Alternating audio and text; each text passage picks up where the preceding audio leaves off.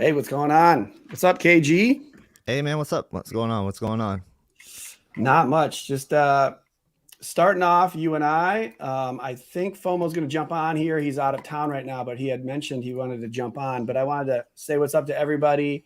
Come on, get a little live stream action going on. And we wanted to talk about a little bit, kind of some of the questions of whether or not some of the TVs are actual upgrades this year. I think kind of every year we have the same conversation, and I thought this year looked like it was going to be a lot of a common ground of us all kind of agreeing it's a pretty big year for TVs. But there's some information, some people. It's just like it's not always easy to determine if everything is an upgrade, and so I just wanted to go over some of that stuff with you. But what you been up to? What's going on with you? Not much. Just kind of taking a little bit of a break after a crazy couple of weeks with multiple TVs, and so I just finished my QN90B review. I dropped that today. So go check that out if you haven't. Sure. Absolutely. And then that's about it so far. I got a lot of other works coming up too, but I'm not sure what order I'm gonna drop them in yet.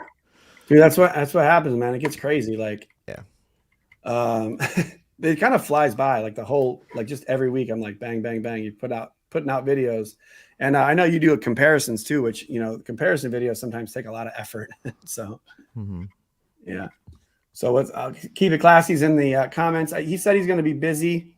I'm not sure if he's going to make it on, but he said he might. But he said there's a big price error on the G2 at Walmart.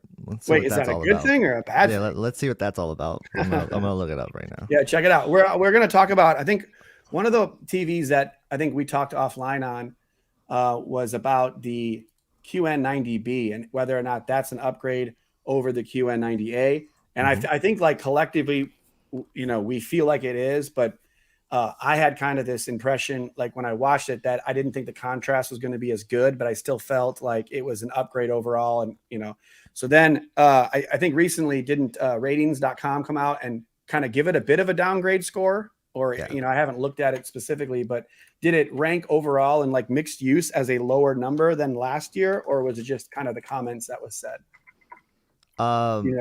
Pretty much, yeah. It was a combination of things that ratings just doesn't take into consideration. And that's not really a knock on them or a detriment to them. It's more of so that just some of their systems doesn't reflect on some of the upgrades that the QN90B has. So they're not able to put that into their review, to be honest with you. And you'll see this from time to time with ratings on certain reviews. It'll just seem like certain things don't make sense. And if you look deeper into a lot of their systems, some of them are just feels like they just are a little outdated and maybe they shouldn't use those metrics anymore. Like if you look at the contrast rating, a lot of the contrast, I think 75% of that score goes to native local dimming or native contrast, which if you're using a full array TV, you're never going to use the TV's native contrast like ever, unless you're using, because you're using local dimming most of the time. So it shouldn't have 75% of the score weighted as the native contrast. And so I think they had the native contrast for the QN90A higher. And so that skews the numbers as well. And so I think that's where some of that starts to just get a little interesting for me, because when I seen the QN90A, yeah, no problem. When I saw the QN90A, I thought that it was a really great TV. The only thing that seemed to be lacking was in the smaller highlights, which is going to be in that 2% window, 10% window metric that they use. I just like to call them small highlights because people really understand that a little bit better. But for the most part, you didn't see as many amazing highlights in that small window. And with the QN90B, that's changed. And so you're seeing a more OLED type feel to it, except for it just gets brighter in those small highlights. So I think that's something that they just can't really put into the review. And then also there's a lot of processing upgrades when talking about changes to the whole entire way the backlight system works. And it's just, there's so many things that they can't put into their review. So I disagree with them saying that it's not an upgrade. And they say that the QN90B is a downgrade. I disagree with that like wholeheartedly. Yeah, and I think I understand what you're saying. I lost you, so your audio on some of that. Sorry, I was actually my headphone turned off. It's not you, isn't it? No problem. But I think we were on the same page with that. It's like, I prefer, again, I think you said much of this, but I would prefer less of the crushing of the detail and more of, the highlights with a little bit more like a lesser contrast. And so it's like one of those things that like, yeah, I just feel like I felt like no question the QN90B looked better than the QN98 from the eye test. That's all there is to it, and so, yeah, it is what it is. I definitely don't, I don't have any of the tools that Ratings has in order to like do all their tests. And I think it's awesome that they do it all. But for me, it's like, the eyes, your eyes don't lie, or it's, you think you see something, you're probably right. You probably see it. So 'tis what it is. Yeah. But, what's up, everyone? What's up, Classy, Dave Whelan, all these guys, Rick, what's up, Rick? Review for TV, all these guys, Nick Jarrett. Good to see you guys. That's just the ones that were on the screen. So Max is in the house. It's cool. Max is there. Yeah, Max, what's up, man? I saw him come on you guys' talk. He's cool too. I haven't chatted with him myself, I don't think. But yeah, he's awesome. I saw him. He's subscribed to my new channel. Thanks, Max. Nice. Yeah, so that's cool. And I was gonna get Jolster, but Jolster's out of town. So oh, there's FOMO. I see FOMO's there. What's up, FOMO? Hey, how are you doing, man? Pretty good. I'm just hanging out. Yeah, I'm listening with great interest on how much you guys enjoy the QN90B. Yeah, no, I mean it's again, I'm here's another way to put it. I wouldn't buy the QN90A. I would buy the QN90B for myself. Like that's another way. I wouldn't have bought it the A last year. Yeah. So no. So here's the question. Go ahead. What's up? This is the question I have for Ratings, right? Whoever's reviewing it, are they just running through 2 hours worth of patterns and measurements and not sitting there for 4 hours watching varied content? I think if they did that, they would have a different opinion. But I think they have so many reviews to do. It's boom, boom, boom, measurements, run their basic, whatever, quote unquote, real scene, whatever that may be. But they're not sitting there watching whatever movies that we're watching. They're not really watching, and they don't have any other TVs turned on because they have I guess a visual memory of what maybe, assuming they even know what the QN90A looks like, because it could be a different reviewer. So he's giving you whatever he sees in a vacuum, not relative to any other TV he has playing at that time, right? So I'm not splitting the image to compare the QN90B with the LG C2, which they've already reviewed, I think, right? Or the LG G2, I know they've reviewed that. They're not splitting the image, comparing it. They are literally going by the numbers relative to each other, and that's just wrong. You cannot, because they're not level matched. You cannot say one is better than the other. Either way, you can't say G2 is better than QN90B or vice versa without a split image level matched. And then you can say, oh, okay, in this scene, blah, blah, blah. I think we've hit a point where if you go with the straight numbers, you're not going to get an accurate assessment of whether or not one TV is better than the other for your use case. Yeah, I agree with that for sure. Go ahead. No, I was going to say, FOMO, like I pointed out with the contrast rating, how they weight the native contrast as 75% of the score. And that's really like that just doesn't feel right for a full array local dimming TV. Yep. But in that thing that we showed, though, it still had a better, contrast with the settings too. So regardless, it has better contrast. I mean, I feel like that's an accurate number. Like, I feel like that I'm okay with, because if I put that back on, like it's still 26,000 to 1, and the B is 19,000 to 1. So both numbers are lower on the QN90B here on the right.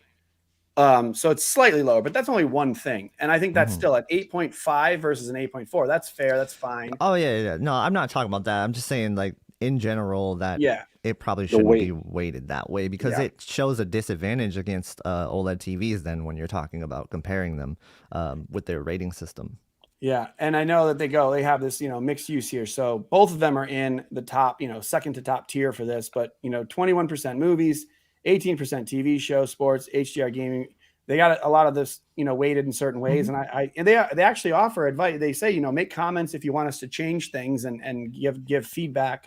Oh, for so what they're doing. let's stop right there. I know Classy has given them such valuable feedback, specifically asking to make certain changes that is very relevant to the way they calibrate.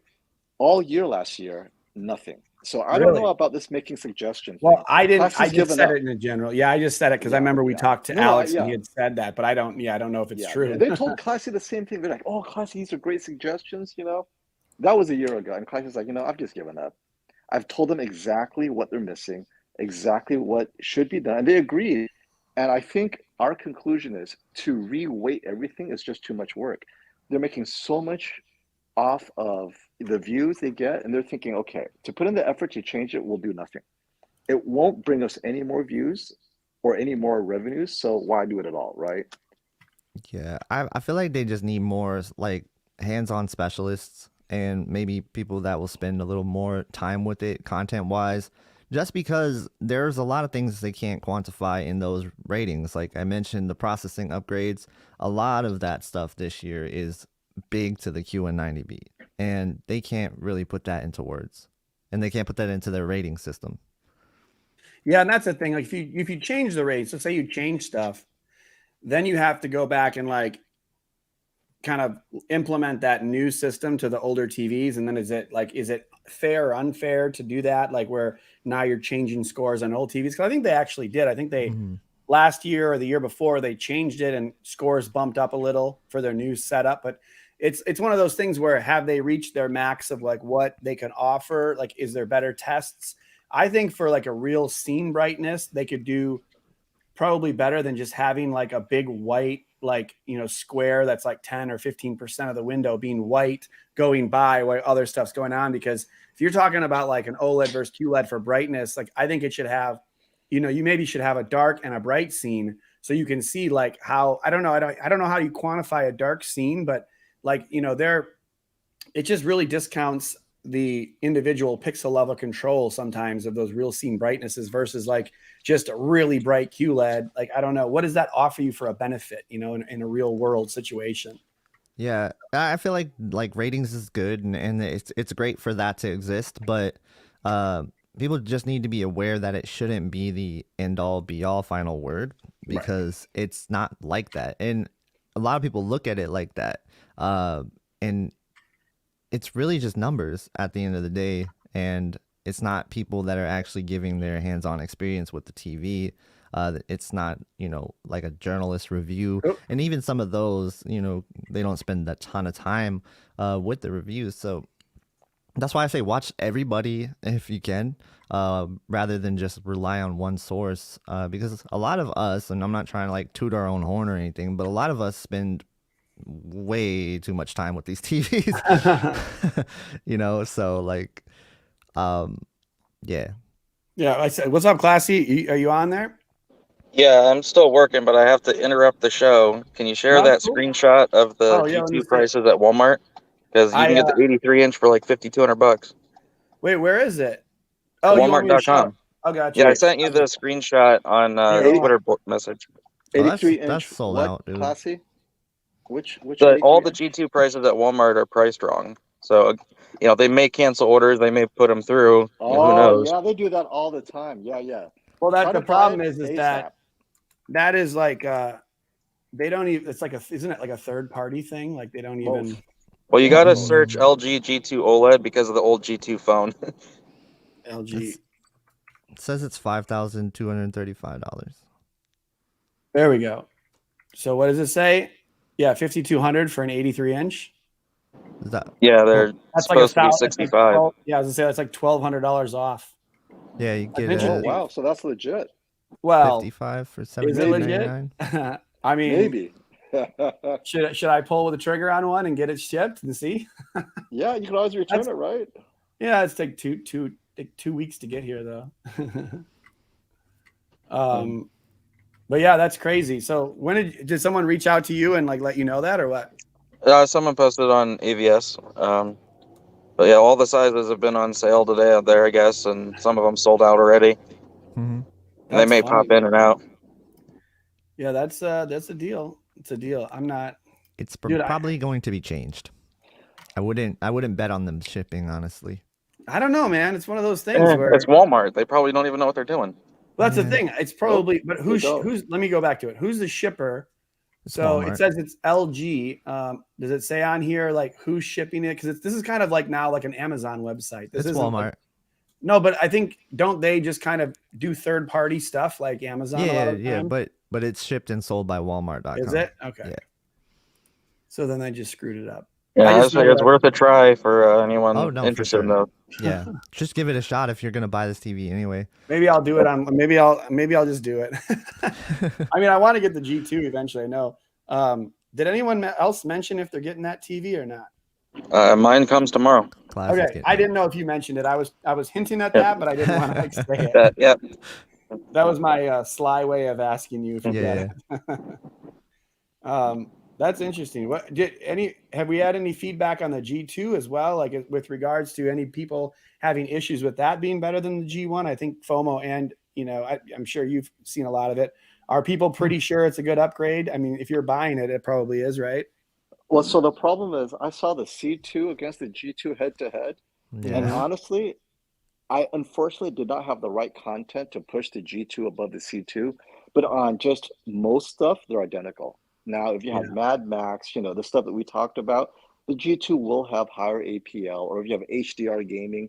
But I think the C2 is just so good and so close that unless you have experience with hockey and you have that dimming issue on the C2, that's when the G2 stands up. But if you don't have that issue normally anyway, that C2 is so good. But the G2 does have their benefits if those are the things you need to address. Yeah, so I was talking with D-Nice, and if he's available tomorrow, we're going to try and stream with him to talk about the G2 against the A90J. Oh, that's it? I thought you were going to keep going. No, you had initial thoughts. He has his thoughts, so I'll wait for him to be on stream to give his thoughts. But fair enough. So let's go back to ratings. The ratings numbers on the G2 are basically 100% useless because they measure brightness very poorly.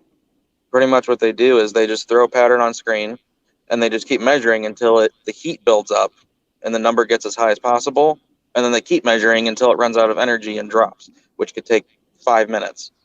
So their peak and sustained numbers are very misleading, and they're also before calibration. And, every panel has different white points out of the box, so that leads to variations in their brightness out of the box as well. So you're saying that these numbers are like inflated, possibly? Absolutely. No one is seeing over 1,000 nits once it's at a D65. A real scene brightness of 1,165 nits is quite. Yeah, and their real scene makes no sense to anybody. That's what I was just saying. That's I was saying crazy. that before. Here's the scene. I'll show it. Like, are we allowed to? I would imagine we're fine showing this stuff. None of these are early releases, are they? No. I'm not even sure if I'm logged into my account that gives me the early access, but I didn't want to spoil it and put up their early access information if it's not publicly available. It's public now. It's public. But Max has a good comment. Try to get Best Buy to price match the Walmart price. Yeah, because they normally would if it's shipped and sold by Walmart, so they should. Exactly, that's what I'm saying. Yep. Max is a genius. Let me get back to the comments. I'm the only one working the comments today, so feel free to send messages. I'll try to get to people's questions here. Where is Max's question up there? Oh, he already said it's fine. And you know what? I was gonna try to see if Brian could come on today, but he's busy as well because I know he had the X95K. Anyone else have any of the Sony TVs that they wanted to talk about, or any info or news on that stuff? Any updates? I'm gonna probably have the X95K in a couple weeks. Okay, so you're getting that. Are you getting a smaller size than that? Obviously, 75. Are you really? Wow, you're getting some big TVs. Wow. Yeah. We're gonna put all those, man. It's hard enough. It's hard, man. I know. Yeah. Trust me. It's hard to put these TVs in here. And I'm wondering how I'm gonna fit in the frame the 83 and a 75. A wide lens, man. A wide lens. Yeah, I'm hoping my 14 millimeters enough. Oh, I think 14 is pretty wide. I mean, I only have 17. You don't want it any wider than that, then you start to get some real bad distortion and stuff. So. Yeah, you have to just keep it in the center of the frame. But yeah, I use 17, and we gotta get back pretty far, so it's at the edge as well. So it's not at the edge because it looks pretty funny. Mm-hmm. All right, here, let me check on this. G2 is public. Walmart. Here we go. Maybe put that. I think they definitely put those prices up by mistake. Oh, for sure. I think they're C2 prices actually. I think that's all. Like they were just looking at the C2 prices when they published them. I mean, the 83 though is kind of it's below what the C2 would even be. Yeah, that's weird. You know, normally if you go onto like Amazon or something, they'll have them like a little higher than normal. In the beginning, if they're selling out of them, I don't know why or who does it, but they will pop it up from like 5,500. It'll be like 5,800 or something. You know, like it'll be a little more expensive. I saw that the C2 was a little pricier before, but I think that's just individual sellers, or maybe it's who knows why. Yeah. But I have never seen it be that discounted that quick. Not me either. Someone is getting the QNED. I'm looking through the comments here. 77-inch G2 for $32.25. That's a pretty good price, isn't it? Oh yeah.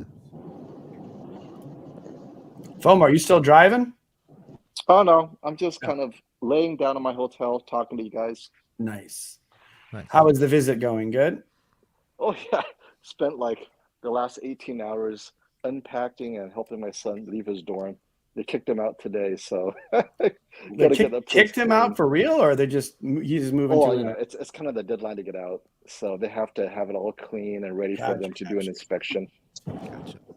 Is he coming home for the summer? Yep, that he is. So you guys will be happy to see him, and he'll be like, "Oh, I'm back home now." Yeah. Maybe I can make him do some video editing for me. Oh, there you go. You found your editor. Well, yeah, he's the one that taught me how to video edit. I know. That's awesome. That's pretty cool. Yeah, you're in Detroit, right, Foma? Oh, I'm sorry, what's that? So you're in Detroit, right?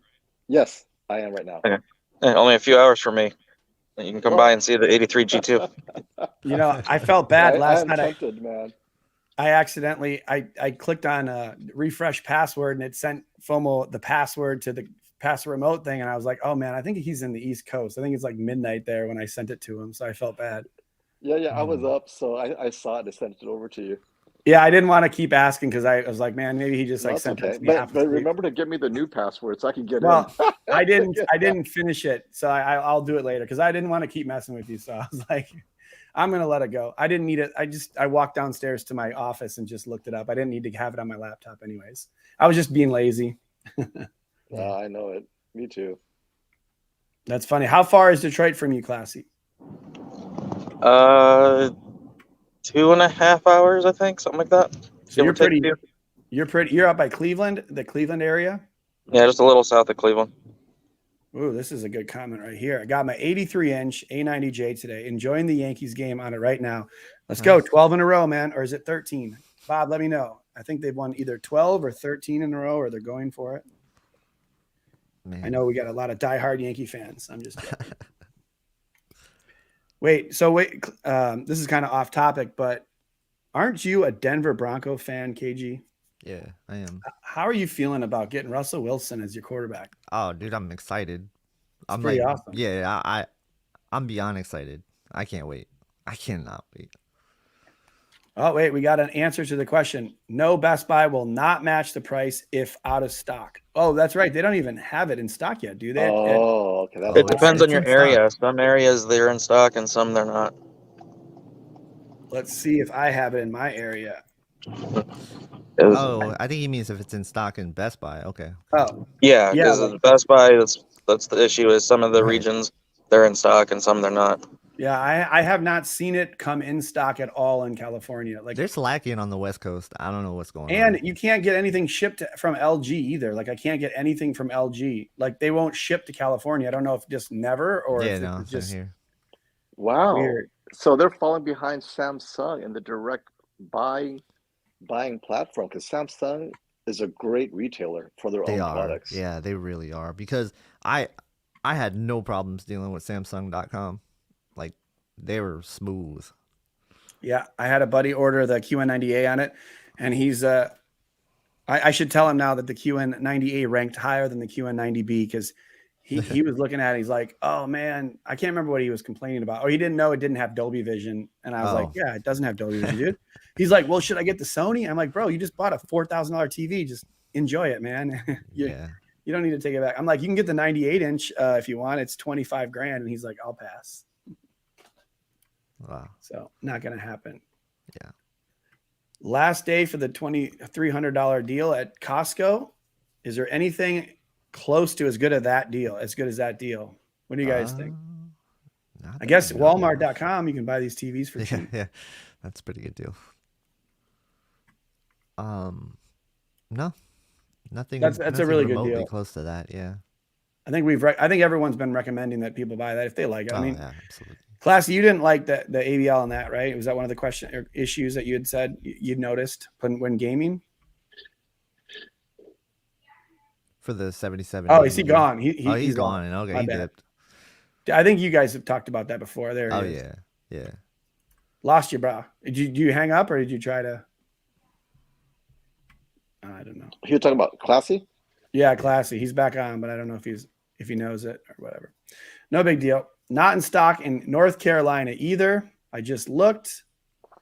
LG won't ship to Arizona. I think LG, they ship from Arizona. I'm pretty sure when I ordered from LG, it was coming from Arizona. So it's weird that they won't ship to it. I wonder if they just don't have stock in their own warehouses or if that they don't. I know that last year they were using like Costco shipping services.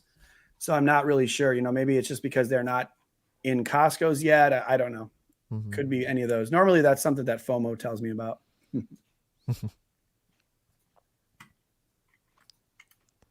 So what TVs? I heard my name.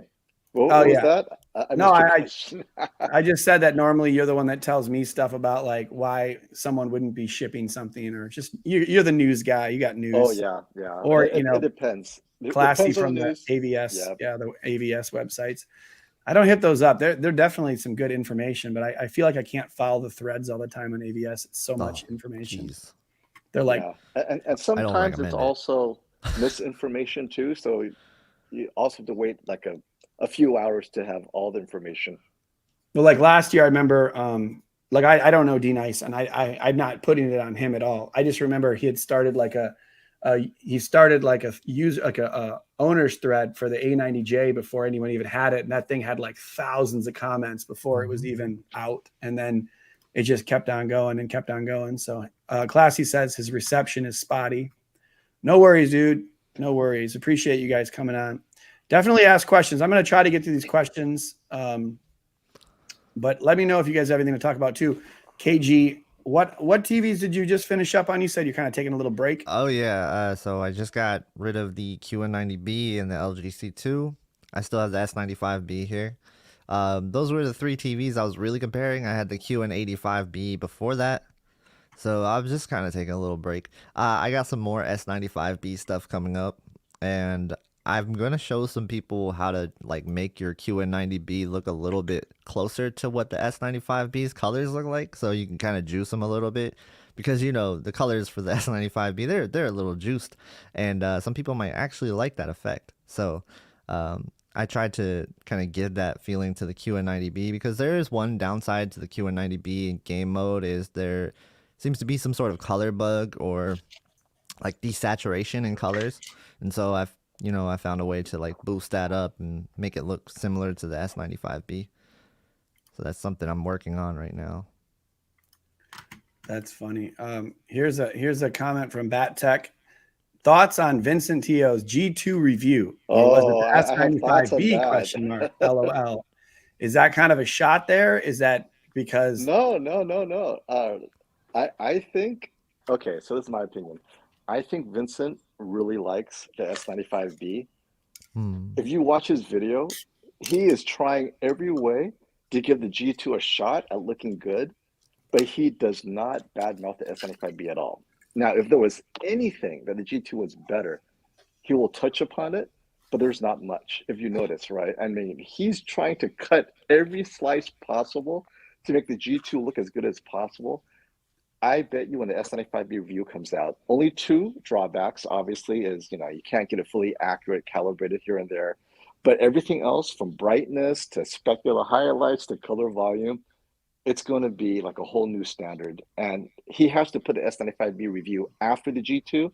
If he puts the S95B review before the G2 becomes just a pointless review. So he's carefully putting it. I mean, this is my read, right? I don't know what's really happening, but watching his G2, I just cannot help but think how much he likes the S95B. Because you see the G2, it's like, well, any other time would be awesome here and there, and that but tells me that, yeah, he's going to have to admit the S95B is a lot better, that he gave it credit initially. I also think he is probably foreshadowing the A95K, and he probably knows how much of a beast that's probably going to be. Yeah. Especially, I mean, let's be real. The A90J, what it can do is still really impressive. So I'm trying to figure out what the A95K is going to be able to do with that heatsink. Yeah, and I have the same kind of. Sometimes I think about it the same way. I'm not as technical as a lot of people, but we all just think about what we're doing, and it is kind of interesting to think about. Okay, you have a game changer of a TV. Then how do you you don't have to compare TVs every time you talk about one TV. Like I try to make reviews that are like, okay, if someone's their first review about a TV, like give them information that they could digest too. But then it's like, yeah, it's hard to compare some of these versus TVs that are just not as good anymore. And it's like, well, now what, like, that's why I think like what Chifomo's saying is get that review out of the way and then move on, Yeah, and then one thing you always have to remember when you're reviewing these TVs is that, they are going to drop in price, and there's a chance that the QD-OLEDs might not drop in price. So there's going to be bigger price gaps there. So they're going to be more in the more affordable range, maybe later down the line. There's a possibility in that. So you have to keep that in mind when you're doing those reviews. And then also the fact that now you have something that just feels like a tier above the TVs that you've already reviewed. You have to let people know, honestly, like, hey, look, in this 55, 65 inch range, there might be a TV you like better in these QD-OLEDs. So if you have the, cash to be able to spend on that, you might want to look that way if you want to get one of the better TV technologies out there. And that kind of, I was thinking we're going to lead into this too, which is like this question from Hard 8 Gaming. Appreciate the super chat, man. Is that he returned the S95B because he couldn't do with the 65 and he wanted to get a 77-inch C2. And to be honest, if you're buying a TV this year, that's probably a good decision for people that have the space, because the 12-inch size, bigger size is like a 40% increase in like square footage for your TV. That makes up for the fact that it might not be quite as bright. So that is a good point. And that's kind of on what you're saying too, Especially if you're coming from like a 77 or a 75, it's hard to go down. For sure. And even Steven, man, I just like my A90J, the S95B up there. The more that I have that TV up in the bedroom, because I also have, the light, what's it called? The brightness thing on this. I forget how they call it on the Samsung, but it turns the brightness down. Oh, okay. Yeah. Because, at night, I don't want it. I can't have it as bright. I can't have it full brightness. It's ridiculous. The A90J was already ridiculous in a bedroom at night when, you're trying to go to bed. And so when they're not next to each other, I feel like I forget that I even have the S95B because it's very similar to the A90J.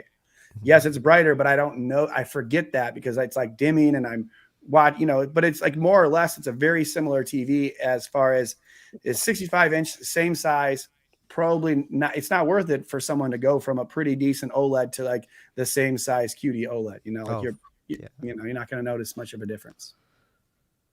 Yeah, like Max was saying that he was going from his A90J to the S95B, and while he noticed a big difference, like I would say a lot of people are probably not going to make that jump, even though it is a big difference to him.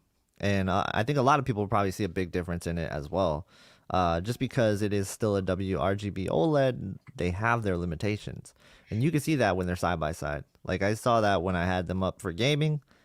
I mean, it just made the other OLED TVs look a little bit dim in comparison. So I was actually really surprised because I don't know if you caught when I had all 4 TVs up, and I was looking at all of them side by side, and I'm just thinking, okay, in some games, the QN90B is very bright, and the S95B is just as bright in some of the games that I'm playing. Um, and while the other OLEDs are just looking a little bit dim in comparison. So I yeah, QD-OLED is an amazing technology, but it's hard to go down in size if you're used to something bigger.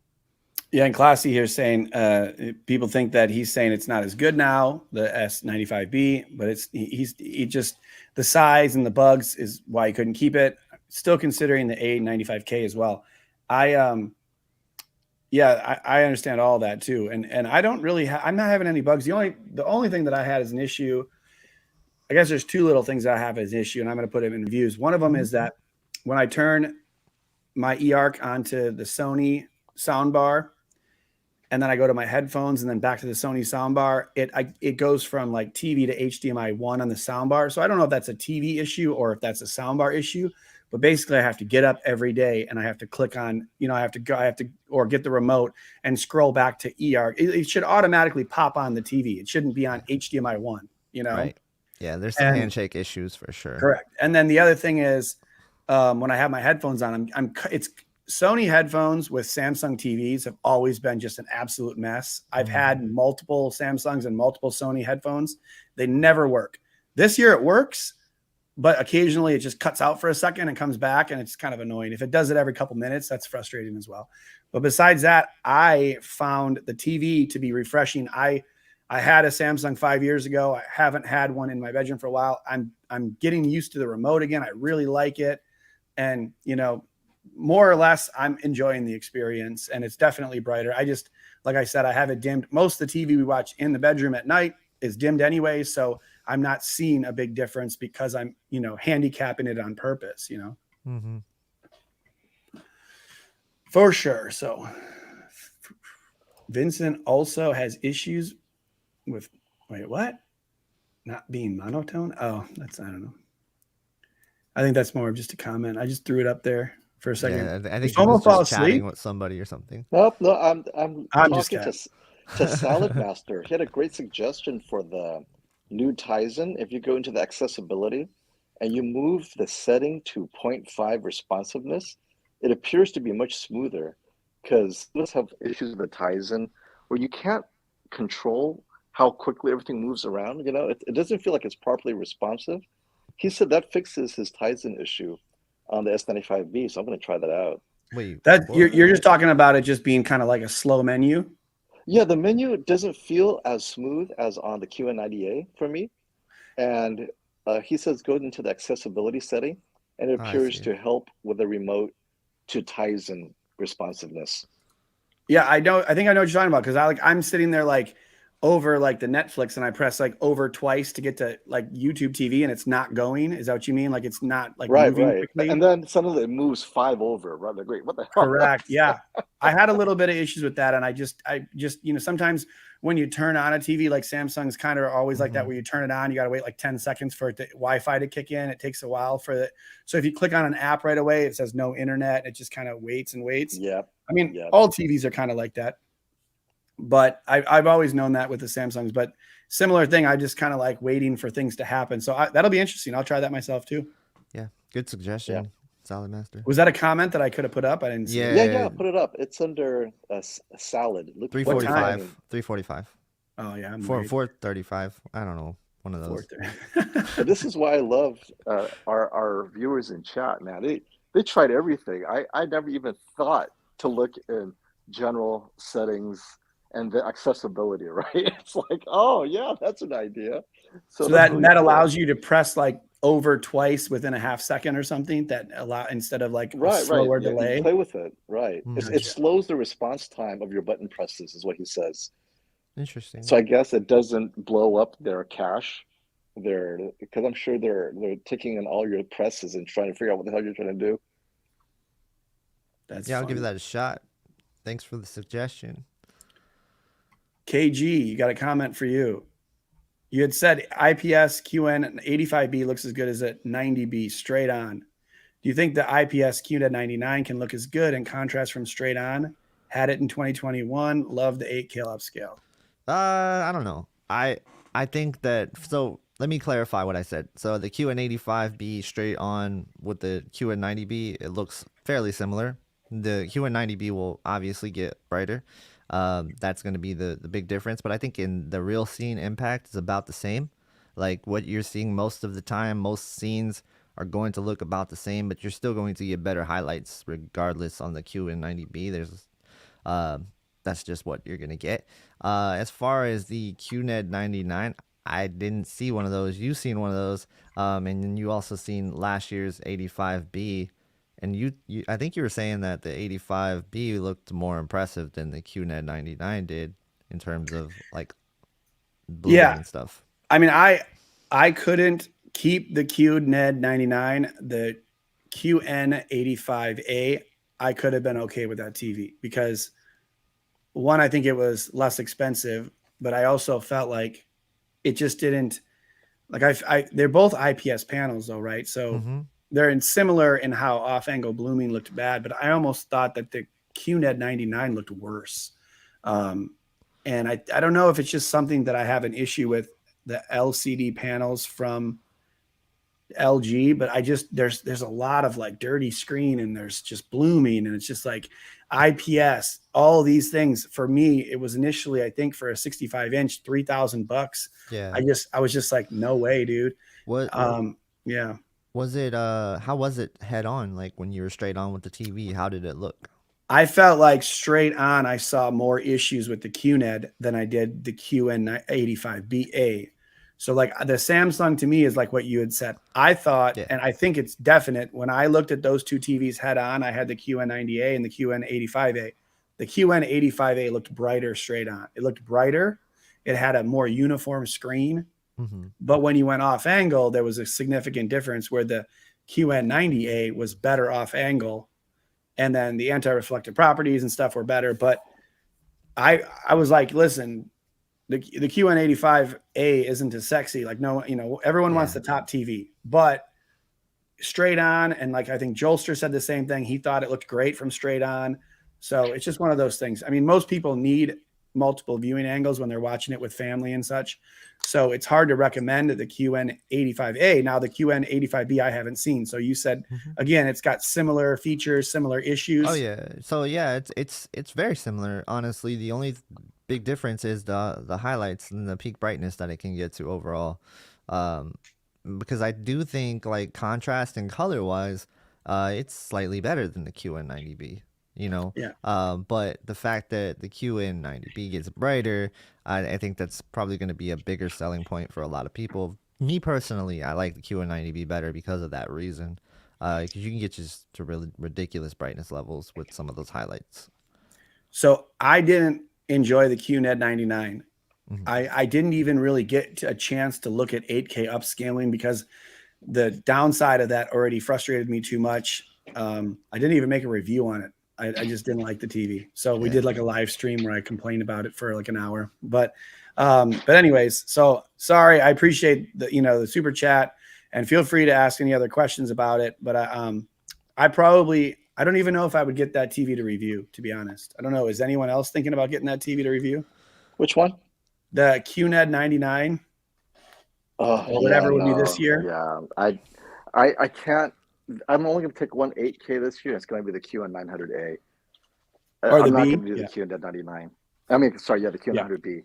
Sorry, there's so many of these like numbers and letters. I know. They don't make it easy. But anyways, yeah, I agree. I thought the QN900A was awesome last year, and I was very impressed compared to just the 4K version.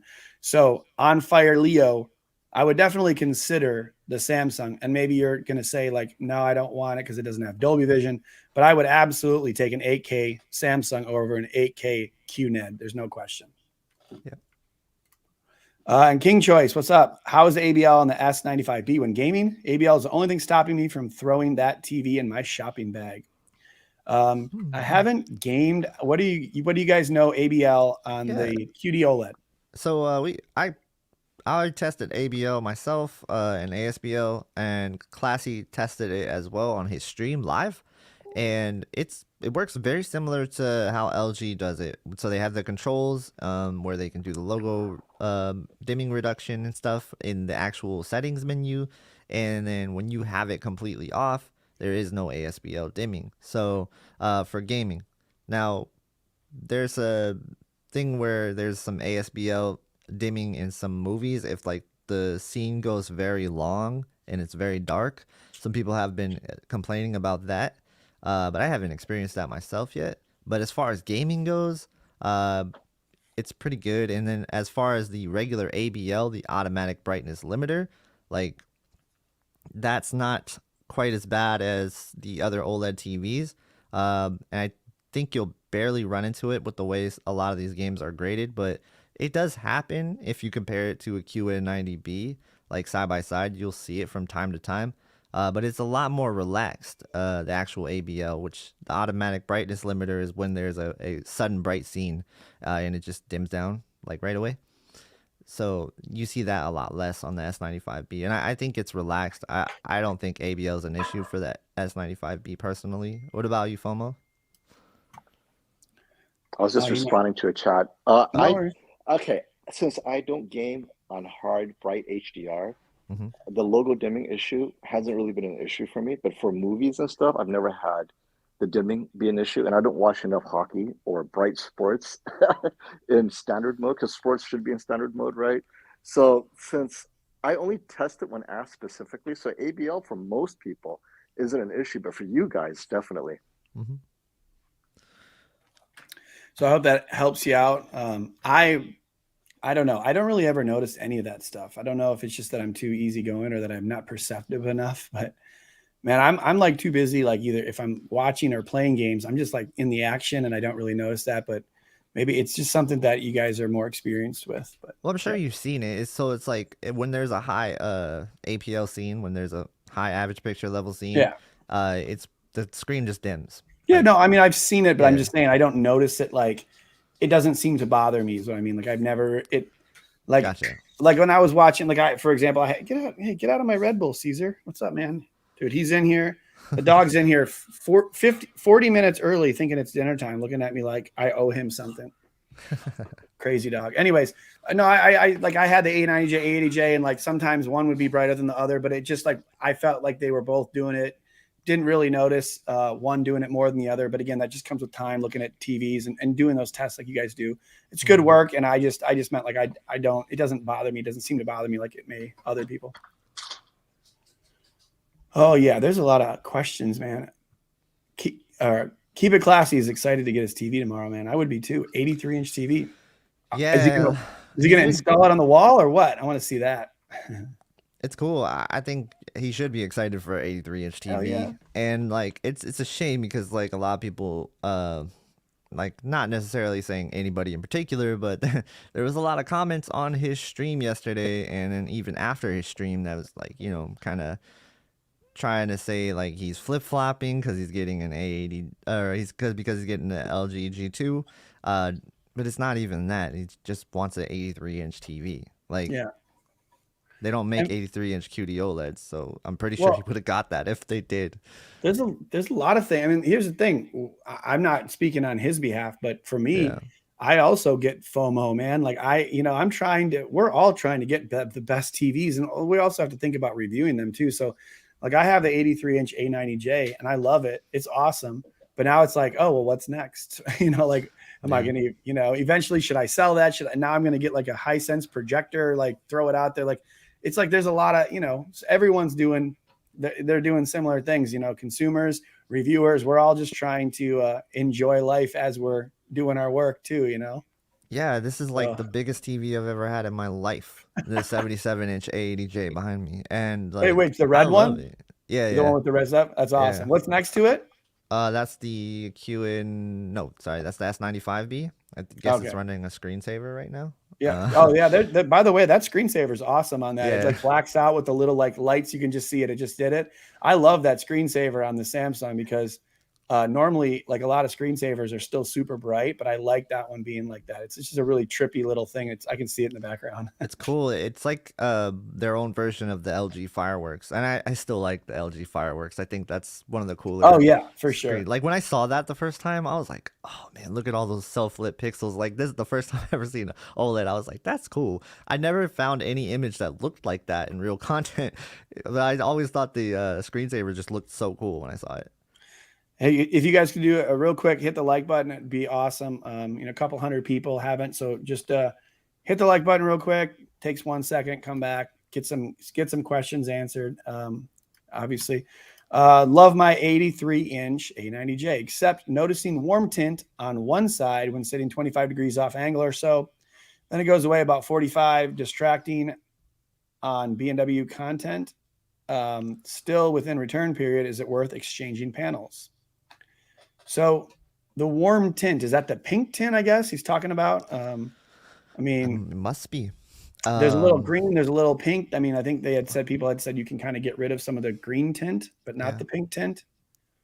But I don't know. I've noticed in some of the OLEDs from last year, so the A90J would be one of those, that there was a little bit of pink tint, and it does change as you go around the TV. But I didn't seem to notice it I don't really notice it. Again, maybe I'm just, I don't notice anything apparently. I feel like I'm the same way with a lot of that stuff too. I'm like, it took me a while to see tinting, and then like when I finally saw it off angle, I couldn't unsee it. I was like, oh, I wish I'd never saw that. That pink does annoy me. The G1 was probably the most annoying thing for me last year, because though the G1, the C1, and the A90J all had a bit of pink tint, when I would be off angle or even straight on sometimes on the G1, like we saw at the shootout in New York, you could see a pink tint on the left half of the TV when you were straight on. And that's an issue. Like when you're seeing two different colors, I'm surprised that like we didn't collectively just throw the G2 out the window when we were trying to grade that TV, because that panel was unacceptable. And so then it makes it like difficult to sit there and say, okay, let's still grade it like fair everywhere else, where it almost beat the A90J that was there. So that's just my opinion, of course. I don't know if this JA, I don't know if if that's going to change on any different version of that TV. I mean, I know that if you sit off angle a little bit, you're going to see some of that. So that's a tough decision. Again, I would say just if you're sitting where you normally sit from in watching the movie, can you enjoy it or not? Or is that something you're going to always see? Because I have that 83-inch A90J. We all kind of sit straight on. We have one new like swivel chair on the side, which we love that chair. It's like this super deep, gigantic swivel chair that can go toward our fireplace and toward the TV. And when we're sitting there, I don't notice any difference. So I don't notice that at all. What do you guys think? Any advice for JA? So I think it's sensitivity as well. Like some people are highly sensitive to that and others aren't. So he could try swapping it once. And if it's even worse on the next panel, then he knows he's just highly sensitive to it. And you won't know until you start watching a lot of these OLEDs. Yeah. And it's tough because you gotta box that son of a gun back up and take it back to the store with your tail between your legs, and or have them pick it up. It's a process. So it's not super easy, even for someone that installs TVs all the time. It's a pain in the butt to move TVs around. I can tell you that. Oh my God. Well, especially 83 inches. Yeah. Oh my God. Like, look at that. It's not the heaviest. Inch. Yeah. It's not the heaviest, like, moving around the QN90A and Bs, that TV is heavy compared, like with the stand and the TV. Gosh, the thing weighs well over 100 pounds, and the box is heavy. So a lot of weight to the Samsung. Sony one's a little lighter, but definitely need two solid people to move it. Yeah, I would need to clone myself like 3 times to be able to move that TV. I'm still surprised that FOMO and I got that 83-inch off my truck with me walking in my boot, like on my scooter. I think I was only a week or two off of surgery, and FOMO's like, man, I don't want to lift that thing. And we had to. So wow. Yeah. But the guy that bought it was the coolest. I don't even remember his name. I feel terrible, but he was so nice. Oh, that is. He gobbled up a good deal, man. Yeah, man. Yeah, definitely. That's funny. Oh, we got to get to some of these other questions. Anyway, if you see any good comments. Well, I'm just going to ask you guys, is anyone planning to review the X90K?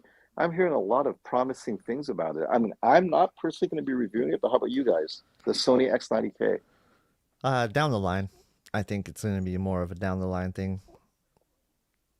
Yeah, I would do it. I mean, I guess this year I'm trying to be a little bit more strategic and also be a little bit more relaxed, I guess, with how I do this. Like, I think last year I was gung ho to just try to review every single possible TV. And I, at one point, I think I had all 4 OLEDs in the house at the same time, but it's a lot of work and a lot of effort early on. And it's like, we got a solid year. Like, maybe I won't be the first to release certain reviews, but I'm okay with that, So I hope I can. I am excited to see the X95K. I think that's, again, is more of the flagship, right, for Sony. Yeah. With regards to LEDs. The reason why I don't really want to pick up the X90K right away is just because the price point that it's at it still doesn't feel like it makes sense for what it has, specs wise, and what you could get for similar prices. Yeah, this is funny. Thank God the CRTs aren't around anymore. Imagine returning those for such issues like pink tint.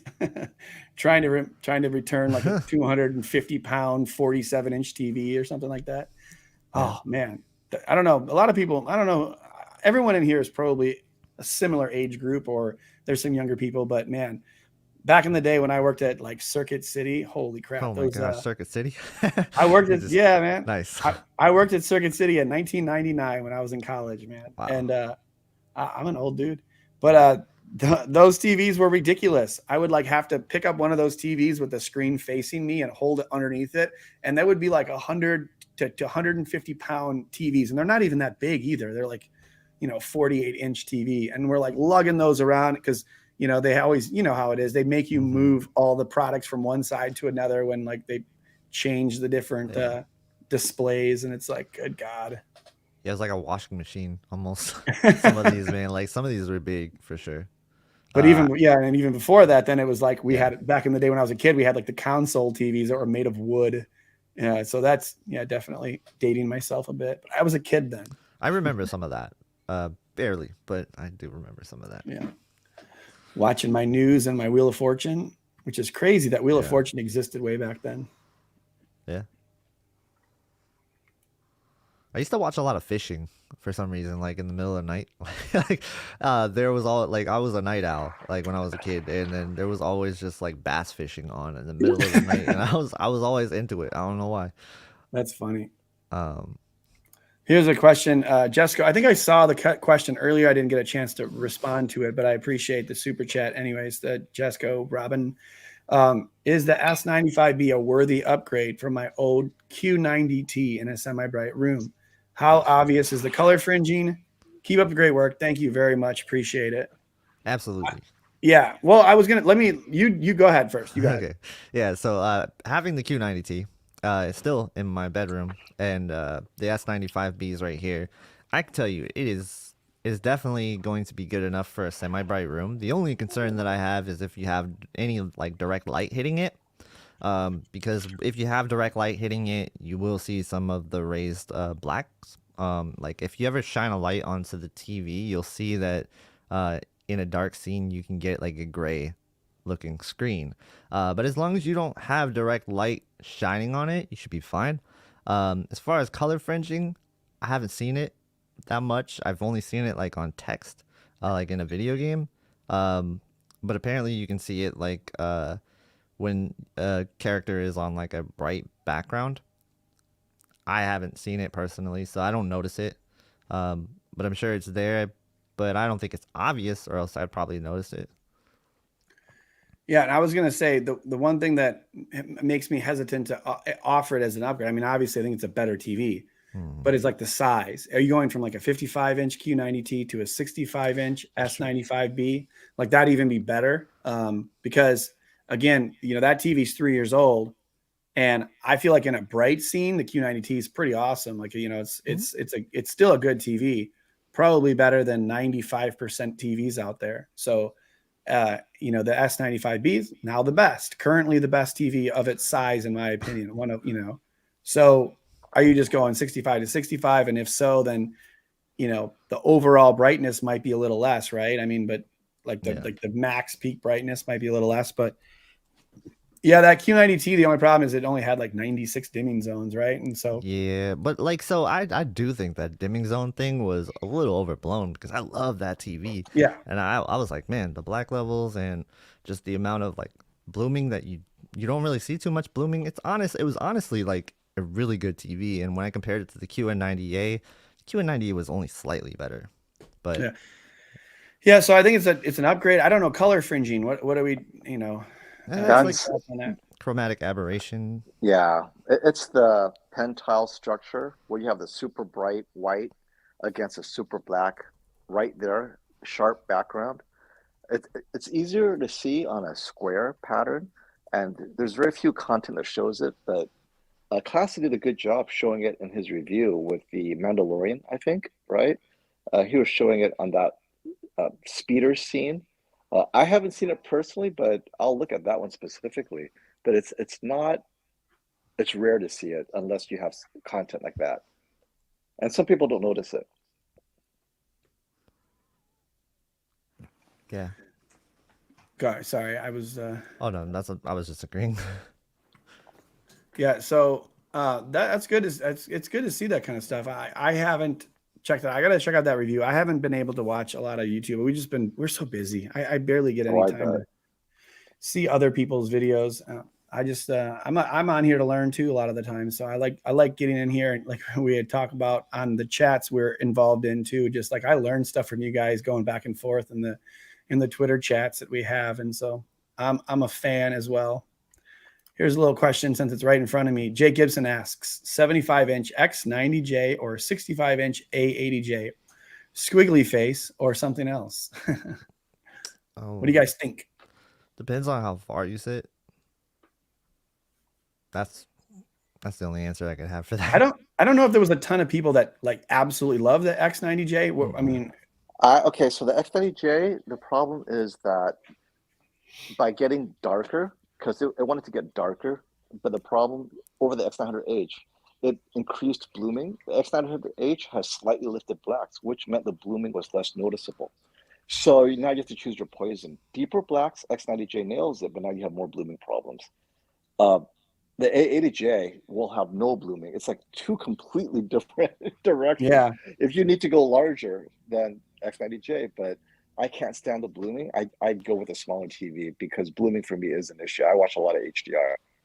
10 feet he said he's away, so 10 feet. 65-inch isn't too bad for 10 feet. It's not but too bad. It is pretty yeah. far. Yeah. It's fine. I mean, you can do either. I mean, again, Yeah. I know you guys always talk about like, let's get to the THX standards or beyond. And Brian is definitely a fan of that. And I'm, that's fine. I agree with those or who doesn't want a bigger TV? But when I go into people's houses, typically it's like a 65 and they're like 10 to 15 feet away. Like most people in their living rooms don't have like THX standards for their TVs. Like they're over a fireplace that's 65 inches wide. So the 57-inch, 65-inch, the 65-inch that's 57 inches wide fits perfectly over the mantle, over a 6-foot mantle. So, you get, I see, like, I always listen to people talk about what size to get, and I don't chime in all the time just because it's like I want everyone's opinion. But yeah, for the most part, most people will be happy with a 65-inch A80J.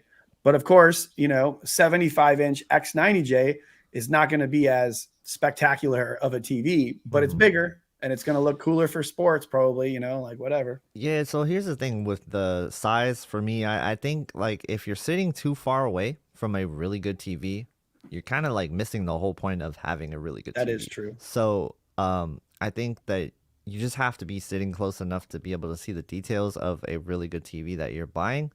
Otherwise, you might as well just be buying a step down model in a bigger size if you're that far away. Now, when we're talking about OLED versus that level of LCD, it's going to be a lot tougher to recommend. But, as long as you have a little bit of ambient light, you should be fine. It's just 10 feet that's a tough one. So Yeah, you're Jake, I right though. understand the debate there. And then you're right. The distance, like then why even get an OLED, right? Like if you're going to be super far away from a 65, then you could get away with just getting an X85J or even like less and save some money. That's a good point. Yeah. Good point, KG. I almost called you KK because I saw this guy's comment coming up next.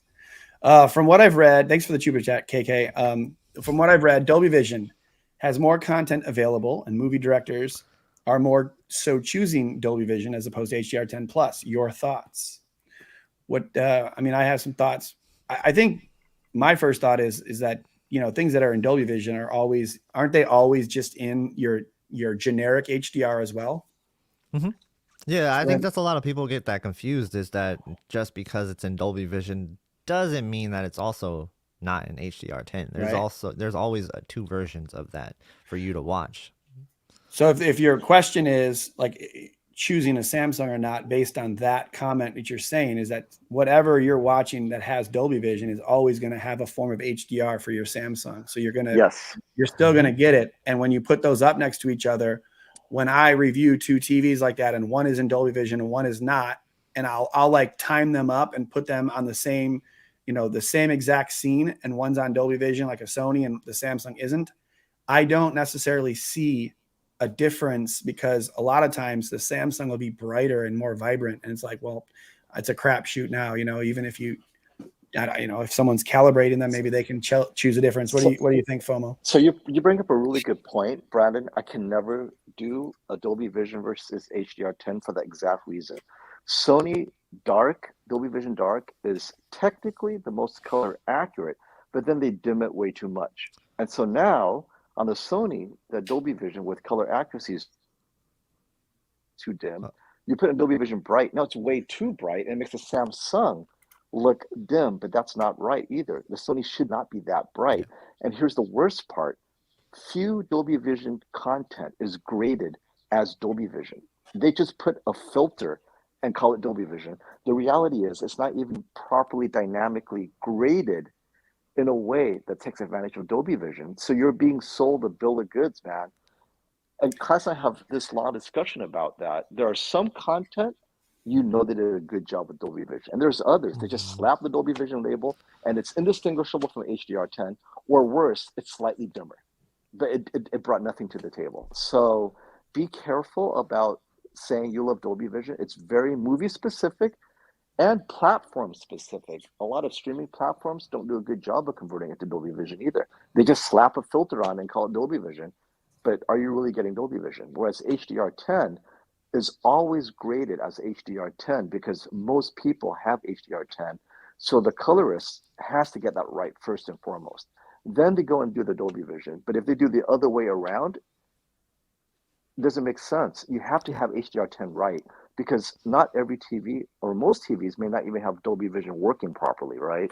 Is it TV LED? Is it the source LED? I mean, it's a mess. So HDR10 is normally the base layer that's done correctly, first and foremost. Yeah, and to bring up like the HDR10 plus part of his question is that's that's a newer standard and a lot less people are using that for sure. But it is starting to be adopted more. And a lot of the game studios are actually picking this up. So it's something that you'll just have to watch for. But everything will be graded in HDR10 regular, so you should be fine.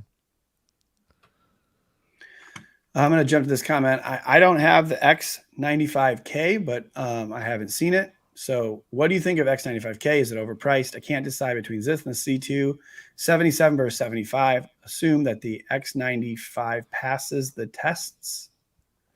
I don't know. I haven't seen this. I don't know. What do you guys think? Based on what Brian's told me, so I haven't seen it. They've only released the large sizes, 85 and 75. Mm-hmm. He's kind of compared it with the older QN90A, and he uses the X95K. Definitely, it has brighter specular highlights, well-controlled blooming. It's an upgrade above the QN90A. However, he hasn't seen it head-to-head against the QN90B. Mm-hmm. So he's not going to say it's better than QN90B, but it's definitely an upgrade to the X95J last year. So it is as good as people say, but he wants to see it against the Z9K. and the QN90B before saying it's the best of all LCD TVs this year. But it definitely is good, very good. Mm-hmm. That makes sense because the QN98, we all know their weaknesses was the fact that it couldn't get some of those lower, like smaller specular highlights bright. So, Yeah. Yeah, it makes sense to wait before he says that. Good on you, Brian. Yeah. Well, but we saw his gaming video. Yeah. Definitely do not get the X95K if you're Nope. looking for to VRR. You got to keep that thing off. And it looks fine in 4K 120, but the VRR thing just destroys the whole backlight master drive. They did not. So that's something for you gamers that are looking forward to VRR. You get VRR, don't get the X95K for VRR. I would, at this point, I wouldn't get any Sony for anything gaming related and expect it to work. I hear too much you guys talking about it. It's like, is anything ever going to work? Yeah. I mean, but I don't. Well, again, OLED, I don't really care on the about OLED, it. it works. Like, that's the thing. Yeah. The OLED Sonys, it works. The XR Sonys, A80J, A90J, it works fine. It's the mini LED or LCD TVs. It's not good. And that's why some of the guys who are getting the QNED, the LG QNED, it works fine because LG has its own chip. Yeah. And it's important to note that in VRR, all LCD TVs are going to kind of reduce some of the local dimming. But the Sony just disables it completely. I think the TCL disables it completely as well. Yeah. So does the Hisense. So thanks for David for the super chat. I don't know. Do we answer it well enough? I mean, I don't know much about the X95K, but I'd be hard pressed to not recommend the C2 at 77 inch. It's, the LG OLEDs are pretty awesome. I think I would just get the C1. C1, there you go. Even better. I honestly That's feel a good really point. strongly about the C1 compared to the C2. I don't think there's a huge difference. Other than like if you use dynamic tone mapping in regular content with AI Picture Pro, if it works sometimes it doesn't work. But if you're somebody who uses that feature, it's going to be brighter than the C1. If you don't use that and you just turn that off because you don't like the way that it messes with the depth, then the C1 and the C2 are like virtually the same TV in terms of picture quality. There's some benefits to the C2, like I love the design, I love a lot of the new features. There's definitely some plus sides there, but if we're talking about value-wise, C1 all the way. That's funny too. When you get an A/B comparison, sometimes C is the best answer, right? Or C1 in this case. Yeah. Here's another one: 55-inch C1 or QN95A for sports cable and occasional or casual PC gaming. I think you had both these in gaming comparisons, didn't you? Or the US version of the QN95A. Yeah, the thing about PC gaming is I don't know if you're going to be using it as actual like browsing PC as well. But there's one thing that I like the LG C1 as a monitor, but it also does, dim down and stuff like that. You have to shake the windows to get the brightness back. For gaming, it should be fine. I really like the C1 as a gaming monitor. So I would probably go with the C1 over that. And down the road, he asked about the upscaling as well in comparison with these two. What did you think about the upscaling on them? Remember? I mean, it's been a bit. Yeah, I mean, the upscaling on the LG sucks. It's okay. It doesn't suck. I don't want to say it sucks. It's just like whatever you put into the LG, that's what you're gonna get, right? So it's just giving you an accurate representation of what that is. The Sony is going to upscale it really well, probably the best out of all of them, and Samsung does a pretty good job with that as well, though not on the same level as Sony. Yeah, I feel like when you have a really sharp image, like you said on the C1, it'll look better on the C1 than the QN95A. But yeah, it's tough when you start talking about the upscaling and all that. Mm-hmm. Very sad. The X95, very sad news. Oh, he's talking about what you guys were speaking about earlier in gaming. Yeah, I would imagine. All right. I think about the whole local dimming, no local dimming. Yeah. What about this 2023 Sonys? I think you were talking about this, FOMO, the Pentonic MediaTek Yeah, SoC to solve local right. dimming issues. Fingers crossed. So is there So any? for 2023, it's not just the 4K 120 VR, it's also Dolby Vision gaming. So it's like Pentonic Plus or something, because they're making sure that if you have this chip, you can also game in Dolby Vision. Right now, Sony cannot game in Dolby Vision, and 2023 should allow that, assuming Sony enables that feature. So yeah, but you know, we're making a lot of assumptions here, guys, because it has to be compatible with Sony's XR processor. Just because it's available doesn't mean Sony will implement it yet. You know, look how long it took them to implement it on the X900H, right? So don't hold your breath. I mean, people are like looking forward to this technology. Expect it to be implemented on TCL and Hisense before it's on, and Philips and Panasonic before it's done by Sony. They take a long time because their XR processor is a lot more sophisticated, I guess. And so for them to make it compatible, it's taking them forever. Yeah. Yeah, I'm interested to see what they're gonna do with this.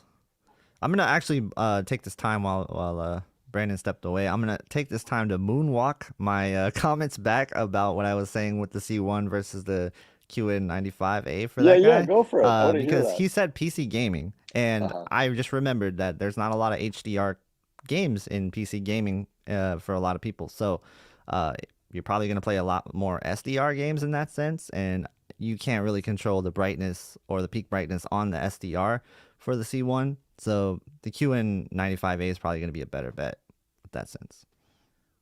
That's a really good point. I like that. Yeah. Or the QN90B if the QN90 is or sold the Q90, out. Yeah. Yeah. So that's another thing you guys have to remember. QN90A, my experience, 85 and 75-inch size is gone by the time June rolls around. If you are looking at the 85 or 75-inch, I believe their inventory is done. So if you don't get it in this last batch of inventory from your favorite retailer, there's no more coming in. I'm pretty certain of it. But the 65 and 55 smaller sizes may still last until Prime Day. Unlikely, but it may still last. But at the 75 and 85-inch size, man, look, you know. Oh, but then doesn't the Q90B have a 144 hertz panel on their smaller sizes this year? That's actually kind of cool, right? Yeah, I don't know which. I mean, are all of them that the 141st hertz panel? So No. it's 50 and 43. Yeah, and So then larger the size are not. QN95B should all be, but I Yes. don't know. Well, that's again, they're not giving us any specs for the USA. We know how each region has completely different specs. Yeah. We may not get the 144 hertz panel in the USA. I have no idea until it's actually released here. Right. Don't assume, guys. You cannot assume. Right, exactly. That's why I was like, I don't know. Let me not say that. Yeah. Because they don't tell us anything, and they're not very clear on their websites either. And oftentimes they're actually wrong about what they put on their website. So. And a lot of these differences are not because, you know, they're trying to cut corners for one region against the next. It really is this whole global shortage. And that includes these high-end panels. Like 144 hertz panels is a pretty high-end panel. If they don't have enough to go around, then they have just enough to cover all of Europe, then they'll just send it to Europe because it's a smaller market. Because they're not going to send the USA. Half of them is 144 and the other half isn't. Now that's a nightmare. But if you can cover your entire Europe inventory with that, then that's easier. Then they'll do that. And so that's what happened last year. Like all of USA got the VA panel, but then Brazil, QN90A were all IPS panels. Yikes. Dude, that's so sad. So we have a couple of Brazilian viewers like, yeah, man. And I think Israelis too, right? Like, wait a minute, us too? So yeah. That's tough. It's tough, yeah. Oh, it's tough keeping track of all of the regions and lipstick on a pig, man. Yeah, there's so much. Kevin Sparrow, thank you very much. Canadian dollars. Love Canada. B, are you doing a S95 review soon? Would like to see a hockey game on it. You know what? I can make that happen just for you. There you go. I haven't shot the footage for my review. It's probably going to come out Saturday. Listening to all the issues and all the positives about things, it's making me want to slow down a little bit, like I had said. So this is my TV. I'm keeping it, and it's, you know, so I'm going to do a review. It may not be my final review. You know, it's going to be a kind of a more general review, but I'd be happy to put some hockey footage on there for you. I know you are keeping it. Yeah. I think I'm going to keep both that and the A95K, and just you know, put them in different rooms. Just a cool TVs, or I can sell something, you know. But the point is that I you know, it's something that I wanted. I wasn't even going to get it. I didn't even know it was coming out. Yeah. And then all this hype on it. It's an awesome TV. And like I said, I wanted to get a Samsung for a while, so I have a Samsung now. Nice. But yeah, I'm going to do that. I'll get some. Watching basketball, I definitely know it's nice and bright, and it's like cool to see something that's got more vibrancy and brighter than the traditional WOLED, you know.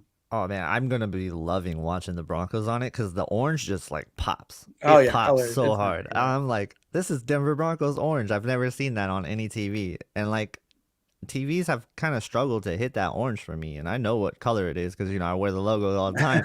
Like, so I've never seen it so just like the way it seems like it's supposed to be. So that's why when I hear it's not color accurate, I'm like, well, That's what I was just going you to know, say. it's at least accurate to the Denver Broncos logos. You're telling me Denver Broncos all I orange care is about. not an accurate color, bro. It's not within Exactly. BT 2020 or whatever. Come on. Exactly. And you know, OLEDs have a really hard time of hitting a certain like color range when Yeah. it comes to orange and yellow. I noticed this when I'm trying to like graphics design on my C1. I'm like, that does not look anything like it looks on my iMac. So I don't know what's going on there. But yeah. For sure. Buddy Love had a question. KG, have you seen the Asus upcoming ROG Swift 42-inch OLED gaming monitor with the heatsink? What are your thoughts? I heard about it. I have not seen it. I need to look more into it. I am actually going to be thinking about doing some gaming monitor reviews in the future once I get a good gaming PC. But right now I don't have a gaming PC. So Is that the QD-OLED one he's talking about or not? Or no? I don't think so. I think he's just talking about a regular OLED. Got you. Has the QD one come out? Is anyone buying that or not? The Alienware, the 34-inch. Oh, that's that's not Asus. That's Alienware. Yeah, it's been out for a while. There's been some mixed reviews on it. I think people like it for the most part. It's priced pretty decently, to be honest with you, in comparison to other monitors. So expensive still. Yeah. They're all, I mean, they're just all expensive. Right, yeah. Like Computer $1,300 monitors for for computer those are monitor. like really expensive, and if you consider the size that you're getting, right? But then I guess it's not really that much more expensive than just getting an LG OLED, because when they launched, they're like $14.99 themselves at 48-inch, 42-inch size. So, I guess it's along the same lines, really. But you're talking about different picture quality altogether with monitors, because you're not getting processing with the monitors, so you're never gonna get close to TV quality. Uh-oh. We got some fighting words here, man.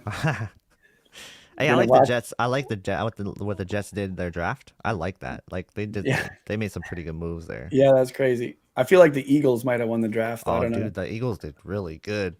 Yeah. I don't know if AJ Titans- Brown, dude. I don't know. Is something wrong with him? Is he like No. Cancer, They just didn't like want to pay him. To the locker They just room didn't or want to something? pay him. Dude, I mean, that is wow. They got some players, man. Didn't they get two dudes from that Georgia front seven? Like, they got the best linebacker and the best defensive tackle in the country, basically. More or less. A couple of those high energy guys from the champion Georgia Bulldogs. Like, that's crazy, man. Yeah, the Bills too, man. Like, they got that punter. I wanted that punter. Like, I don't know if you've seen that punter. He just got like an 80-yard bomb on his punts. I was like, I wish they'd. That's so funny. Man. I've never heard anyone say I wanted that punter. Hey, you should just watch some highlights on it. I will. Like you'll be like, I wish they drafted the punter. There you go. We got an Eagles fan. So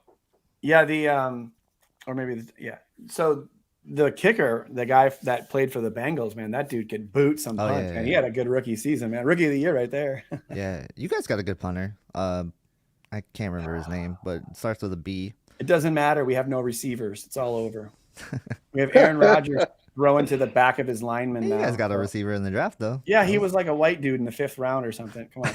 Oh, that's the next No, you got somebody Amendola. before that too. I don't know. I gave up after like second round. You we got picked a defensive Christian tackle Watson. and linebacker, and I was like, I'm over it, man. This is it. You got Christian Brandon, Watson. didn't Green Bay have the fastest white receiver dude just like 6 years ago, 5-6 years ago? Jordy Nelson, yeah. There Jordy you Nelson. go. That guy was great. Awesome. Yeah, but he was good because they had on the other side, they had other receivers that were Right. good He too. had the other side to balance them. Right. Devontae Adams on the other Yeah. side. So then, Jordy Nelson could streak up the middle. Yeah. Yeah, He Jordy said Nelson was Christian Watson going to be legit. Is that the guy you're talking about, Christian Yeah, Watson? Christian Watson, he's good. No, I'm just kidding. I don't know. And listen, they got to, every football team has to go in the offseason and pick up some free agents and all that. But there was a lot of receivers flying around in the offseason, and I can't believe they didn't get A.J. Brown if he was on the market. Come on, man. If you can't get if you couldn't get Devontae Adams, you should have got A.J. Brown. They didn't want to pay. They can't pay him. They don't have the cap room. They had, man. No. All I know is if I was Aaron Rodgers, if I was going to stay there and play more football, I would take a large chunk of my money and be like, get me a top tier receiver, like keep Devontae. But I think Devontae wanted to go to the Raiders, so it is what it is. Yeah. Anyways, yeah, I think we're losing people talking about football. It happens. I don't care. Let's go. Suck it, Eagles. Go Cowboys. Brad's all about the Cowboys. That's funny. I'm excited. Like I had a good time doing our fantasy football last year. That was fun. Yeah. If you guys aren't watching football on these big TVs, what are you watching? Yeah, what are you watching? Like, all I get to watch is kids' movies. And Wait, you're not watching patterns all day long? This is all I get to watch. Here's what I'm watching my Yankees game on. My phone. That's it. I get to watch sports on my phone. Although I did watch the Warriors game last night. Oh my God, it was like the worst game ever. Couldn't hit a shot. Let John Morant score 47 points. So no good. No bueno. All right. Oh, that was you. I was about to stop the FOMO's comment up. Rick Shaheen thought it was funny that I put up a comment where he was ripping on Vincent Teo about his monotonous voice. But, I just like to throw things up. I'm not as up in the comments as FOMO is when he's doing this. FOMO's all about it. He's got it locked down. He's a professional. A professional. You're a professional. He's a professional. I like that. You are, dude. Dude, somebody's gonna screen cap that and post it in like AVS forums and be like, "Oh, this guy's a hater." Oh, me? I was saying that about V. No, because you had the comment up on the screen. It's okay. Listen, you know what? I'll be honest. There's no question Vincent Teo's super, super monotonous. Come on. I mean, he's still hilarious with the little jokes, but it's hard if you're not kind of technical, it's hard to watch some of the videos because they are so technical, and it's a little different than Jen and I unboxing a TV sometimes. Not quite the same. I suffer from a little bit of that monotone myself, so I understand. Oh no, it's fun. Yeah. I mean, again, everybody can be monotonous. I'm just saying that like he's very informative, and sometimes when you're very informative, you come out monotonous. And that's especially if you're reading off of a script, you can come off that way too. I've noticed that I actually don't use a script unless I use my reviews. Unless I do my full reviews, I don't use a script. So that's impressive, to be honest, because I have to. I pretty much can't. I can't focus unless I'm talking like just off the cuff like this. But if I'm trying to talk to the camera and I have thoughts in my head, I have to like get them out in order. I have no shot at doing it. It'll take me 2 hours to edit that up. So it's better for me just to have a script, and then I can make things go up ahead of time. I was told by my editor that I'm a little monotonous in my new review for the Tesla video. I did a Tesla. So we had a Tesla video. Now I made one about like the cost of Tesla, like how, like, is it worth it to get it? Or like, how could I balance the cost of the car and electric versus gas and, the other. And so I wanted to go slower because I'm going over a lot of stats and numbers, and it's like it's not technical, but I'm doing a lot of math. And it's like, so he said I sound a little more monotonous. I don't have quite the energy I normally have. So I said, just put it at 1.25 speed and just let it roll, Yeah. Like I found a really good strategy to use is to like use notes instead of like a full script, and just like have talking points and just remember what you're going to talk about. And that way it feels more natural. Because if I just read, it's definitely going to sound monotone. So I try to like bring my personality into it a little bit. As much as I can. Yeah, that's funny because I'll even write jokes into it. Like when I'm thinking about the joke, then I'll write it into it. I'm like, there you go. There's a joke. Boom. That's what she said, right? No, I'm just kidding. Classy says he never scripts at all. Yeah, I think I think Classy's not on screen. I think if you put yourself on screen, it makes a difference. So like if you're staring at the camera, sometimes it makes it harder for me. So I think I notice when Classy does his, sometimes he's talking behind the camera or he's got footage up and talking over it. And I think that's a good way to do it too, because then you can just speak more freely And I think it helps not having to edit it as much too. I think that's a positive of kind of just talking off the cuff sometimes. So it's good. Classy's good at doing that. I'm just not. That's not my thing. Yeah, I've done a lot less on camera lately for my reviews, just because of that reason. It is just more. It's just easier to edit. It's plain and simple. Yeah. Don B, you have to watch my video, man, because I don't know if it's going to be break even time for EV ? Many years. Watch my video. It's coming out Saturday.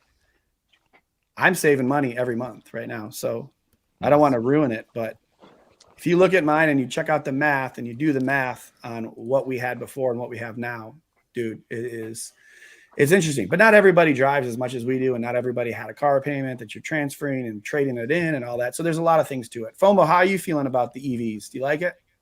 Dude, I love it so much. However, people have to know that charging at home is 80% of owning an EV. If you don't plan to have a level 2 charger at home, then yeah, it's an issue. But those who have a level 2 charger, I rarely ever consider the charging network at all, right? I mean, you always have at least 200 miles available to you. Never an issue for me. I love it. I have 92% of my charge time is off peak at 10 cents per kilowatt hour. It's super, super cheap.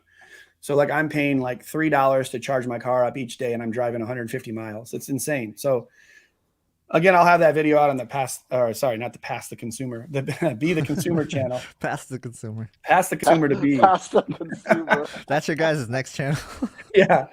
Past the FOMO on the consumer to be. And I have to say the one thing that I do notice about EVs, and I think all EV owners, it doesn't matter if you have the performance or not, that acceleration off the line, even like the weakest EV, it's so easily modulated. It's like you're on a video game.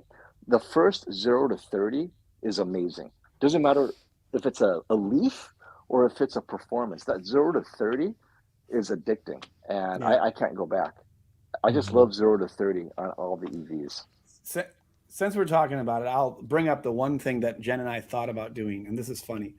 We were told to go check out Turo in order to try and see if we could rent an X Plaid to drive and see like the difference between the X and the Y for Tesla. And then I was like, you know what? That would be a good idea to actually get another car, get an X Plaid, and then rent it out during the week or whatever, or weekend. What do you guys think of that? Taking a $150,000 car and then renting it to people? Man, I've only heard nightmares on Turo, so I'm gonna really make like, it into. It's good content because you're on YouTube. Yeah, I could not risk it if it wasn't for YouTube channel. Like at least it'll make up the difference if something bad happens. Too many opportunities for Dirty Mike and the boys to do a soup kitchen in the back of your car or what? I don't know if you guys have seen that movie. That joke might have just went over everyone's head. Anyone that's seen The Other Guys knows what I'm talking about. But yeah, Corey, this is way off. We'll get back on topic. I'll talk about this. Corey Taylor, I did talk about the difference in insurance. We're paying like $50 a month more per month, but I don't have to get an oil change on 2 cars every other month, which is the exact same amount. So we're paying like $100 every 2 months for oil changes now, because it's like we're doing like $3,000 a month. So the point is that pretty much the same. No more oil changes, more expensive insurance. Those are kind of even there. But again, we drive a lot of miles. So check out the video. Let's talk about TVs. Yeah, we went really off topic. We went from football to Dude, I love it, man. I would do that more often if it was just me, but I know a lot of people in the comments are like getting bored of it. They're here for TVs. They're like, we're not passing the EVs, we're passing the remote here. Right. What about this? 77-inch QD-OLED is going to be around $4,000. What do you guys think about that? Too low or too high? Probably too low, huh?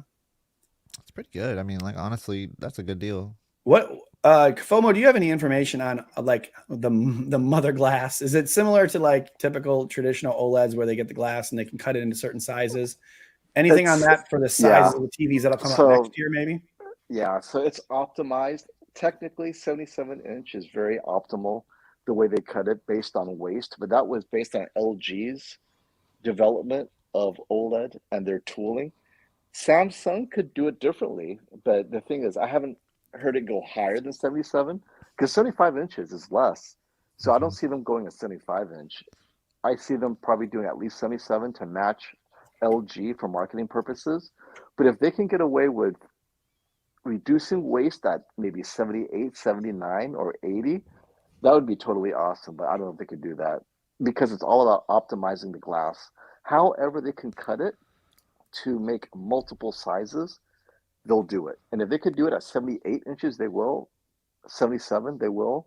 So until their mathematicians figure it out for their tooling purposes, that remains to be seen.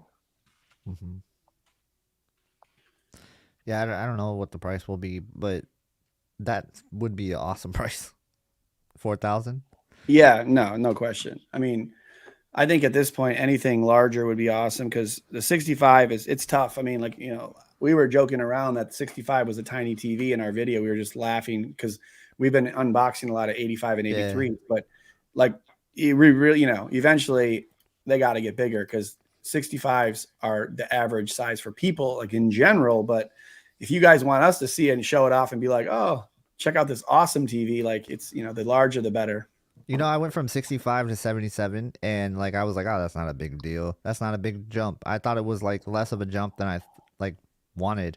But when I got the 55 inches back in here to like compare to it, I was like, oh, dang, the 77 inch is actually pretty big. So Yep. I kind of countered my theory in that, like my brain just went back to thinking, yeah, 77 inches. So, you know, is this big. brings up a great question for you, KG, because right now, the price of a 55-inch S95B is the same as a 77-inch OLED, right? Oh, From yeah. 2021. What would you recommend? Oh, I would definitely go larger if that's what you need. I think it really just depends on your seating distance. But I always would go larger if you can. Yeah. Yeah, I think, and I think that it's because the quality difference is still. We said it's a big jump from to QD this year, but that size difference. It's not like you're like some of these like lower end LCD TVs that are like 85-inch X9 or 85J last year to like a 77-inch, you know, OLED. Like that's a worse TV. But now you're talking about an OLED versus OLED and a much bigger OLED. Like then just take the bigger TV. I do like, okay, I agree somewhat with that, but I also think that that was a really good example where you're saying an X90J. I'd say like an X90J to like a QN90B, for example, or an X90K to a QN90B. That's how I look at like a WRGB OLED to a QD-OLED. And that's it. Yeah. Yeah. No, So, it's definitely. I just meant like you know, if it's like if it's a giant like lower end LCD to like a smaller OLED TV, I'm saying like I would still have a hard time saying get the bigger TV. But for now sure. it's like, you know, if you're doing OLED versus OLED, I think that both of them are good enough, sufficient top 5% of TVs anywhere. So then it's like like you said, larger size probably will trump if you have space for it and all that. Mm-hmm. Cool. I'm probably going to have to get going here soon. I don't know if anyone else. Cool. Yeah, we got any other questions real quick. Here's another one. 65-inch. I think we just mentioned this. I think if you have if you have the size, get the bigger, newer TV. I don't know cost wise. I think the A80K will be a little more expensive. Or did someone say that's going to be pretty cheap this year?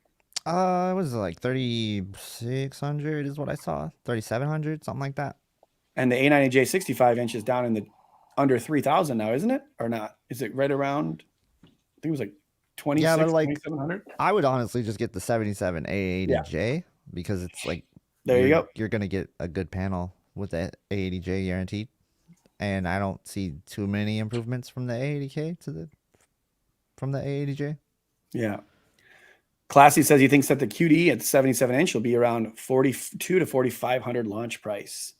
And which company are we talking about? Are we talking about Samsung or Sony? I would say that the Sony will probably be more expensive again, just like the Samsung, or this year similar. Isn't it the 65-inch going to start off $1,000 more expensive? Mm-hmm. That's pretty crazy. Can you highlight the Robert LaSalle comment that you just below made? right there? Yeah. So this actually goes to my point where I say that the best deal that you can get right now is the A80J. I think like far and away for people that kind of just want the best all-around solution and they're not going to get like a separate sound solution. The A80J is fantastic, man. I use those speakers more than I use my Sonos Beam. Like, to be honest with you, it is crazy how good those speakers are. The only time I use my Sonos Beam now is for music. That's a good point. There's no question. Oh wait, a lot of no. times, If we're talking, if we're talking best TV speakers, TCL 6 Series really, It blew away all of my other TVs, with the exception. Well, even the A90J could not get as loud and clear. I mean, at the lower volumes, they were very similar. The 6 Series speakers are amazing. I'm just throwing that out there. I don't know what they did, man. They just killed it. So yeah, if you guys are in the TCL market, you got some amazing speakers. You won't need a sound bar. Well, you'll need a subwoofer, but not necessarily a sound bar. I agree with that, but like I did have some distortion at some more higher volume ranges, and especially like when the bass hit. But they do like some really amazing stuff with the sound that I was like, whoa, why is this in a cheap TV? Yep. But I'm a big fan of the A90J speakers. Sometimes I'll have a hard time remembering if my Sonos Arc is on or off. I'll be like, wait, is it on? Oh no, that's just the TV speakers. So when it's like middle volumes, sometimes it sounds good. It sounds pretty good. I know it's, again, can talk ratings, did some tests and said like the G2 speakers are better than the A90J. I don't know how they do all that. I'm not like I don't have all the measuring tools that they do, but when I listen to them, there's no question that the A90J speakers are pretty darn good. Like you said, A80J as well, a little less powerful, but both are really good. Yeah, and weirdly enough, I thought the C2 speakers were a little step down from the C1. I don't know why that was, but I agree. They don't sound great. I'm not a big fan of LG speakers, period. We have the monitor right here. Like when we're trying to even listen back to the audio of the reviews to like editing, I just can't stand the sound. It's just like sounds very tinny. Oh yeah. What do you think of the S95B speakers? I thought the bass sounded a lot. Yeah, the bass. I thought they sound better. Like when we were playing, so we had a conversation, me and Eric and the kids, and we're all like talking about it. Eric said that he thought that when we were playing Call of Duty, he thought it sounded better on the A90J.